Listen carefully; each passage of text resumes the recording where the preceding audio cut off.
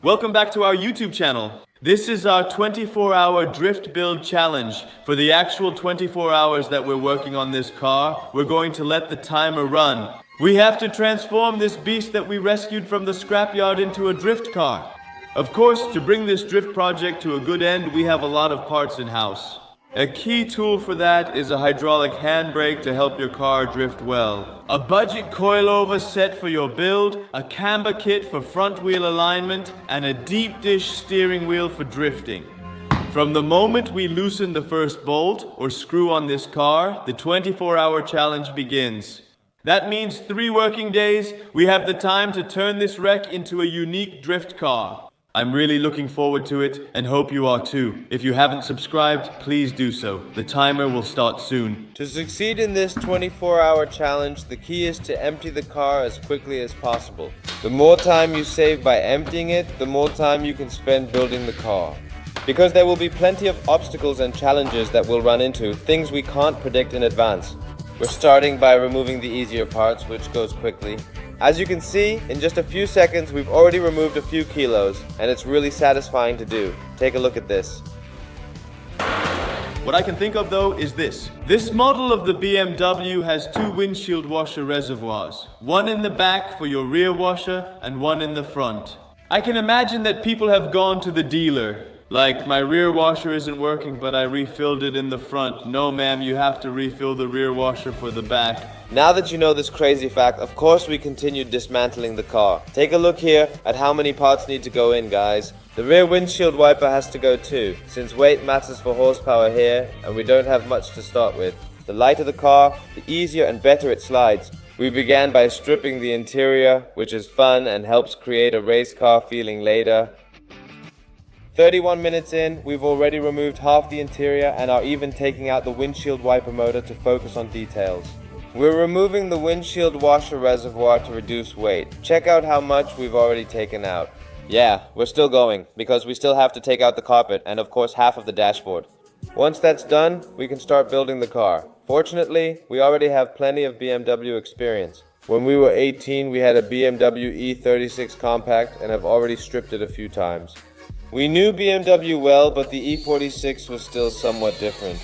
With ours, you couldn't remove the underside of the dashboard, and that's why we had to grab an angle grinder, because with it we could precisely cut away what we no longer needed. As you know, we aimed to make the car as empty as possible. The dust that came off from this was pretty fine, so we put on a mask. And we also took off the door sills because of course we could sell them again, since these were M-Tech door sills.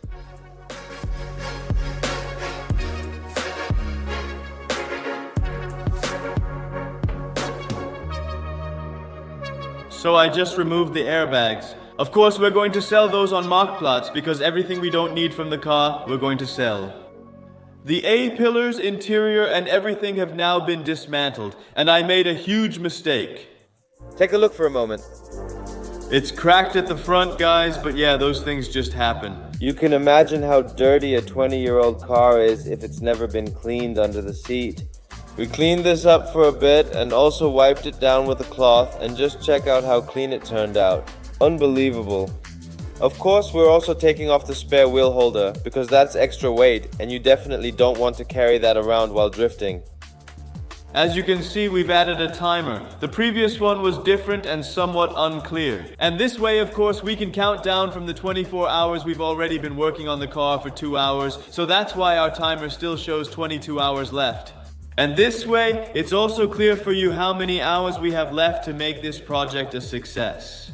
That's why today we'll continue working on the car's front and install the coilover kit. And of course, a drift car needs a bigger steering angle, so that's why we're also installing an angle kit. This gives you no less than 25% more steering angle, and of course that's part of racing as well. More camber, so you put these with your coilovers and they're called camber plates, which actually let you create a lot of negative camber. If you ever need that for drifting, show viewers our current maximum steering angle. So this is the before. And in a moment we're going to show how much more steering angle you'll get. That's just insane, right? Yeah, that's not normal. We should just... But we're just chatting away, guys. I don't know, but we've already talked away 2 minutes of our time. Yeah, we really need to get going, so let's pop the hood and just get started, guys.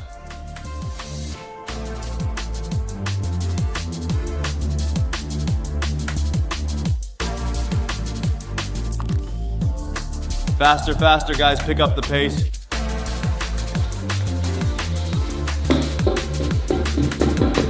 Max Verstappen is nothing compared to this.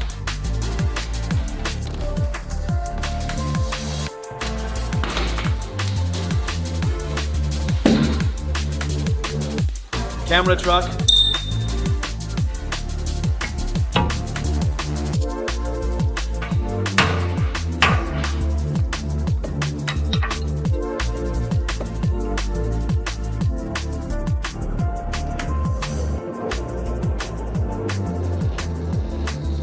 Our angle kit is installed, but we wasted time trying to remove it with a blowtorch. It just won't come off. Our outer tie rod end is fully stuck on the inner tie rod.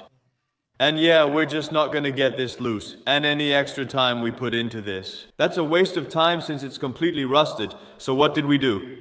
We called a company that can supply this part for us. It's a total of 4 parts, both for the right and left sides. We're going to replace all of this, and to do that, of course, we'll remove and loosen the steering rack boots. Then we can remove the inner tie rods from the steering rack, and then everything will be put back on new. How much time do we have left, guys? Let's check quickly. 21 hours and 29 minutes, so we've got work to do, guys. Let's go.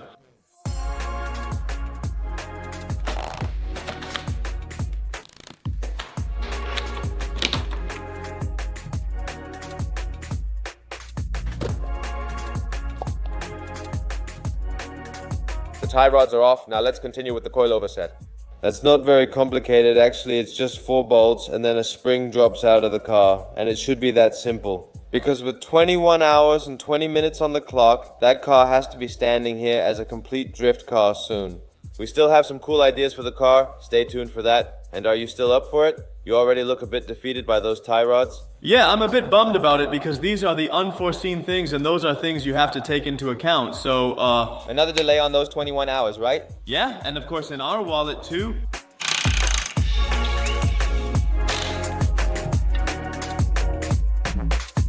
Is the top bearing still okay? Nope. Really? Yeah, it cracks. You can hear it too. If anyone still wants a shock absorber with a broken top mount, we have it. They go on here. Everything looks nice and blue, right? Yeah, except for that top bearing, that's a shame.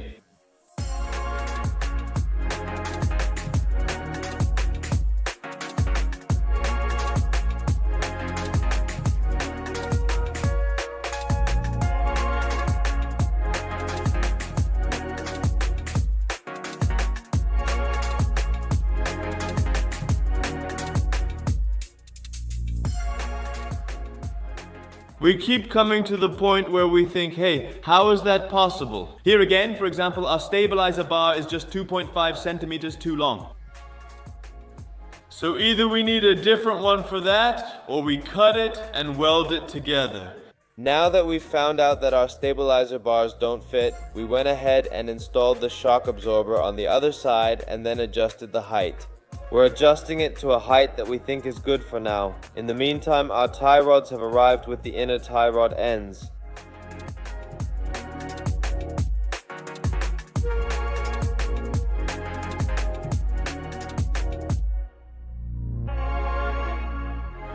The tie rods are installed. But we do have another issue. The tie rods are too long. So that means our alignment is just completely off. Yeah, the problem is also that the tie rods are screwed in as far as they can go. Those were meant to ensure our wheel turns inward. But because it's already set to the maximum, we can't adjust it further inward to give it toe in. It's already too far into that inner ball joint, so it can't go further in. We need to trim it slightly so it goes 1 or 2 centimeters farther in. But the question is, will it help if we start grinding our new parts to make up for that space? As you can see, there's too much toe out and it needs more toe in. Since we can't adjust it further, we'll need to remove a piece. But will it be enough to make up for that space? Then we get to the rear of the car. Of course, we have the coil spring adjustment option for the rear and the shock absorbers that come into play as well. And with this, you can adjust your rear camber, because when you lower the rear, you always get extra camber. And by using this, you can straighten your wheel again, which gives you optimal tire wear and therefore optimal grip at the rear. Because if your tire is at a steep angle, you naturally have less grip. And when drifting, you actually want your rear tire to be upright. It's not only wearing the inside, but the whole tread width. To replace the control arms, you also need to remove the shock absorbers, so we started there to systematically disassemble and reassemble everything.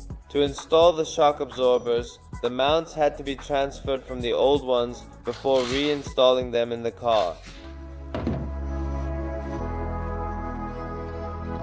We're having problems again, guys. We're in trouble with this rust bucket. What's going on? Seriously, these bolts won't come out, so we have to grind them off.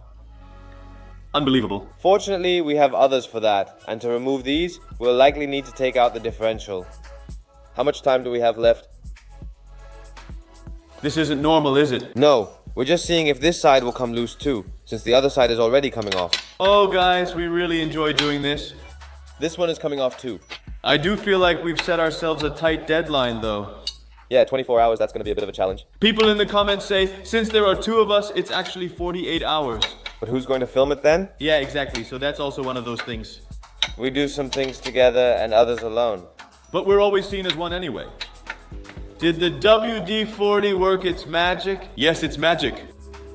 Yes. Man, I still don't see anything happening. Maybe that's the intention. Still, building a drift car is fantastic. I think driving is more fun than building. No, building is also a lot of fun, but not when you're working on a rust bucket, you know? Yeah, we never saw this coming, but yeah, what do you expect? Now that we've created movement in that lower bolt, we managed to knock it out, and now just the upper bolt is left. For that, the differential had to be loosened.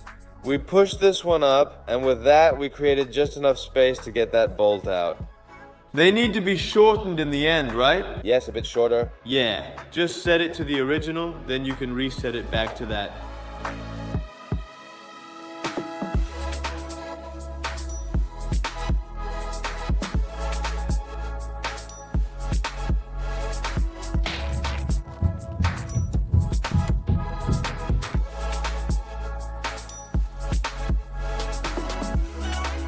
We've fully modified both the chassis and the rear. Of course, we still have the problem at the front that the tracking is completely outwards.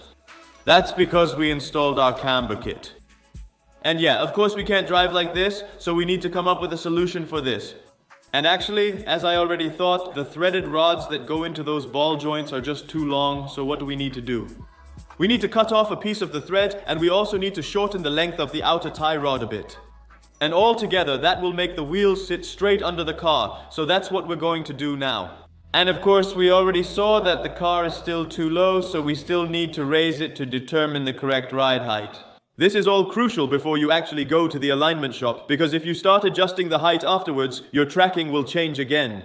So it's just super important that we adjust all of this in time before we actually go to the alignment shop. So for now, remove the wheels, jack up the car, and adjust the rods to align the wheels straight. Let's go. Here we are again, taking apart the steering system. This is very easy now that we've replaced everything, and now it was just a matter of grinding it off. We hope that grinding about 1 centimeter off both rods will make them correct. Now it was just a matter of reassembling everything and of course adjusting the wheels to the correct width. After this was done, we solved one problem, but then the next problem was our stabilizer rods. As mentioned earlier, these were 2.5 centimeters too long. So we cut these shorter, and using a tube that fits exactly over that tube, we welded it back together and then of course sprayed it black again. Because yeah, we don't want it to rust. And after this was done, we put them back on the car. And yes, problem solved. The wheels are back on the car. We've done a lot in this episode. So we've worked on the chassis, installed the coilover kit, the Angle kit. angle kit indeed, the rear control arms. And that didn't go completely smoothly either. There were some setbacks, like a bolt that was rusted, stuck, and so on, and of course the whole interior was empty too. So we really got a lot of work done in this episode. Time just keeps ticking, guys, 17 hours. Roughly, that's how much time we have left to build the car. Think about the e-brake and also the window switches that still need a place in the car. The diff that still needs to be welded, seats that are still missing in the car. Exactly. So there are still plenty of parts that need to be installed in the car, and even more that still need to be bought. Because we don't have everything yet, unfortunately, this episode is now over. Do you really think this is becoming a success? Please give us a thumbs up, let us know what you think in the comments, and we'll see each other in a new episode. I really want to make a donut, man. I've been itching to do it for so long. Making a donut is just a dream. That still needs to be done, so we'll see each other soon in a new episode. Until then, ciao.